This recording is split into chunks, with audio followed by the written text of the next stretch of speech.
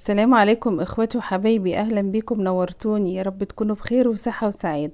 النهاردة هنعمل مع بعض كعك العيد بطريقة سهلة وبسيطة جدا. لو انت عايزة تعمليه محشي ملبن هقولك نعمل الملبن ازاي، وبعد كده نبدأ في خطوات الكعك. انت هتجيبي نص كيلو ملبن، هتحطي معلقة سمنة وهتبدأي تقلبيه فيها. لو عايزة تقلبيه على البارد وتعجنيه بيها براحتك. انت هتعملي كده علشان يبقى سهل عليكي. هتقلبيه وتهرسيه في معلقة السمنة دي لغاية ما يتفكك معاكي خالص، يبقى زي العجين. طبعا هتعملي الملبن وتسيبيه على جنب يبرد، وهتبداي تكملي باقي الخطوات. انا بعمله معاكي الاول عشان بعد كده نبدأ في خطوات العجين مع بعض. طبعا انا بس مزودة السرعة عشان الوقت ما ياخدش وقت كتير. هتقعدي بقى تهرسي فيه وتعملي كده لغايه ما يبقى عجينه معاكي. في ناس بتعمله على البارد، يعني ممكن تحطي عليه معلقه السمنه وتقعدي تدعكيه بايدك. هتعملي الملبن بتاعك وهيبرد معاكي، وبعد كده هتبداي تعملي كور. اعملي الكور على مقاس الكعك زي ما انت عايز. انا عملت كيلو كعك يا جماعه، عملت له نص كيلو ملبن. لو انت عايزه تعملي نص المقدار اعملي ربع كيلو بس. هتجيبي معاكي نص كيلو سمنه وكيلو دقيق، وهتجيبي 3 معالق سمسم ومعلقه خميره ونص كوبايه ميه ونص كوبايه لبن ومعلقتين سكر وذره ملح ومعلقه صغيره او ربع معلقه ريحه كعك. اول حاجه هنعملها معانا، هنجيب ال3 معالق سمسم بتوعنا مع معلقتين سمنه وهنبدا نشوحهم كده على النار. السمسم ده محمص. لو السمسم دوت ابيض ني هحمصه الاول بنقطة سمنة او من غير سمنة. هحمصه شوحه الاول وبعد كده هبدأ احط عليه السمنة. طبعا عشان ده متحمص فانا حطيت عليه معلقتين سمنة بس. هتشوفي دلوقتي انا هعمل ايه تاني. هتبدأي تقلبيه كده عشان تطلعي الريحة بتاعته. بعد كده هتضيفي تزودي شوية سمنة معاكي كمان. طبعا السمنة اللي انت هتستخدميها دي مع السمسم من النص كيلو اللي انت هتعجني بيه، يعني انت هتاخدي منه معلقتين ولا حاجة وتكملي بالباقي. الطبق اللي انا وزنه فيه السمنة بتاعتي باخد منه. بصي بقى، هتحطي شوية سمنة كده علشان تقدحيهم مع السمسم. الحركة دي بتدي ريحة الكعك، بتبقى ريحته نفاذة. بعد كده كمان بيفضل معاكي فترة. لو انتي من النوع اللي ما بتاكليش الكعك كتير وملكيش تقل عليه بيقعد معاكي شوية، لكن لو عملتيه كله بالسمنة على البارد ما بيطولش. بيبقى ليه مدة معينة، اسبوع ولا حاجة، بعد كده بيبوظ منك. طبعا انت قدحتيه دوت كده كويس. عندك الدقيق بتاعك نخلتيه وحطيتي عليه ذرة ملح صغيرة ومجهزاه معاكي. هتحطيه بقى في العجان لو عندك، او هتحطيه في طبق تعرفي تعجني فيه. هتجيبي بقى السمسم والسمنه اللي انت قدحتيهم دول وهتحطيهم على الكعك على الدقيق. بصي فاير ازاي. ده اللي هيخلي الكعك يستحمل معاكي شويه، وفي نفس الوقت هيخلي الريحه بتاعته النفاذه زي ما بتجيبيه من بره كده ويبقى ريحته جميل. هتجيبي بقيه السمنه التانية وهتضيفيها عليه. عايزه تقلبي تقلبتين قلبي، مش عايزه براحتك عادي. انت هتحطي السمنه وبعد كده هتحطيه في العجان وتقلبيه. يبقى انت عملتي خدتي شويه من السمنه بنص كيلو، شوحتيهم او قدحتيهم مع السمسم، وبقيه السمنه بقت على البارد معاك اهي. هتحطيهم في العجان وتبداي بقى تشغلي العجان بتاعك. العجان يا جماعه هنعمله بالكف علشان انت كده بتقلبي او بتبسسي العجينه. هتبسسي العجينه بالسمنه كويس قوي. يعني المرحله دي اعجني فيها براحتك على قد ما تقدري علشان يطلع معاكي دايب وطري.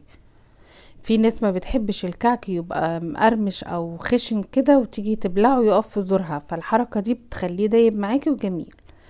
هتبسسيه كويس قوي كده بالسمنه.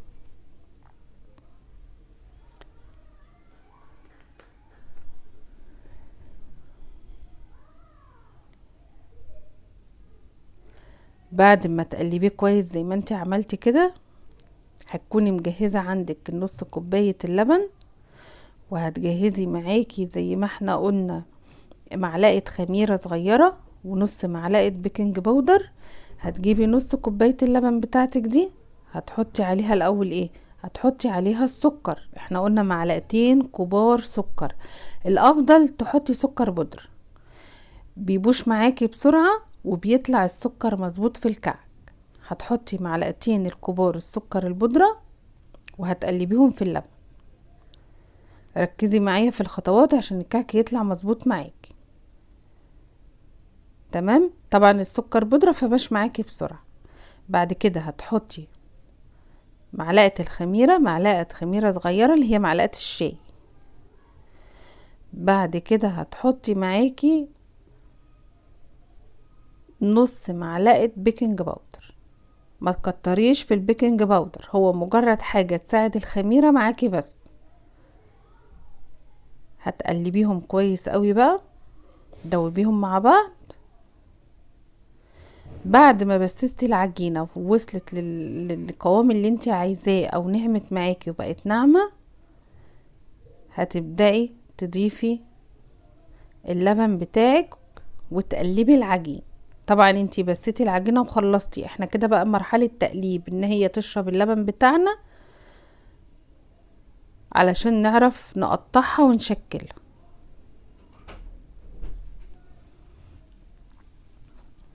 بصي يا دوب بيقلب بس، انا كده مش بعجن، انا عجنت وخلصت وبسست العجينة وظبطتها. كده انتي بتقلبي علشان اللبن يمشي معاكي في العجينة بتاعتك.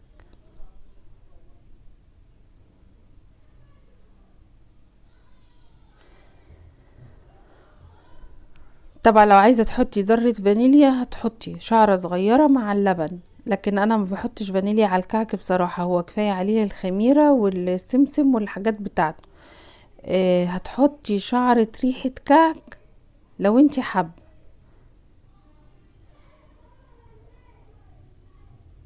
انا حطيت نص كوباية لبن، وتحطي نص كوباية مية، وشعرة صغيرة خالص بالمعلقة ريحة كعك، طرف المعلقة. بصي بقى العجينة بعد ما شربت اللبن بتاعك والمية وقلبتيهم فيهم كويس ومسكتيها بالطريقة دي، هتعمليها كورة. لو الكرة دي ما شققتش معاكي يبقى العجينة بتاعتك صح وهتكملي بيها. طيب لو العجينة شققت منك يبقى انت زودتي الدقيق في المقدار عن المكونات التانية، والعجينة ناشفة هتزودي لها معلقتين سمنة. خلاص احنا كده ايه، حطينا العجينة بتاعتنا.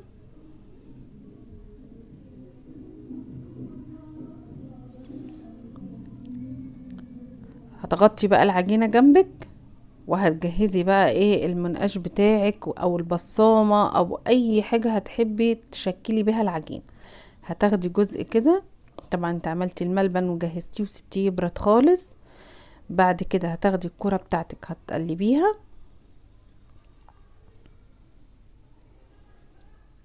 تمام. دي بقى لو انت عندك اللي هو الشكل دوت وعايزة تبصميها كده، بتعملي الكرة وبعد كده تضغطي عليها في الصينية.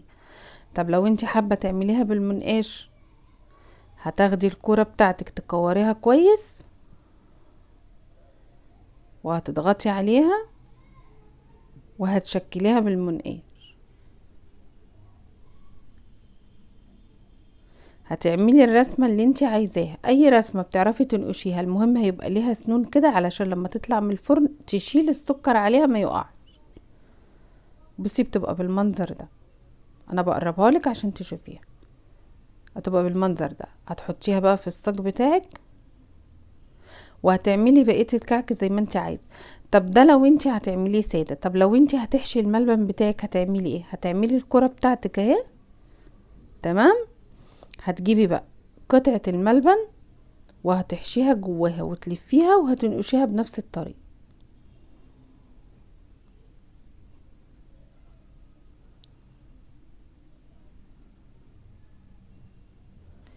يعني هي نفس الخطوات بالظبط، مفيهاش اي فكرة. انت بس هتفتحي العجينة بعد ما تعمليها تكوريها وهتحطي جواها الملبن وتلفيها. بعد كده هتسيبيه يخمر بقى مدة ساعة او ساعتين على حسب درجة حرارة الجو، وهتدخليه الفرن بتاعك على 180 على الرف اللي في النص، وفي اخر 5 دقايق هتفتحي عليه الشواية من فوق، هيبقى بالمنظر ده. الكعك بتاعك هيخلص، هترشي عليه السكر الناعم بعد ما يبرد خالص وتحطيه في طبق التقديم. طريقة سهلة وبسيطة وهيطلع معاكي احلى كعك. كل سنة وانتم طيبين، عيد سعيد عليكم يا رب. استنونا في باقي حلقات حاجة العيد.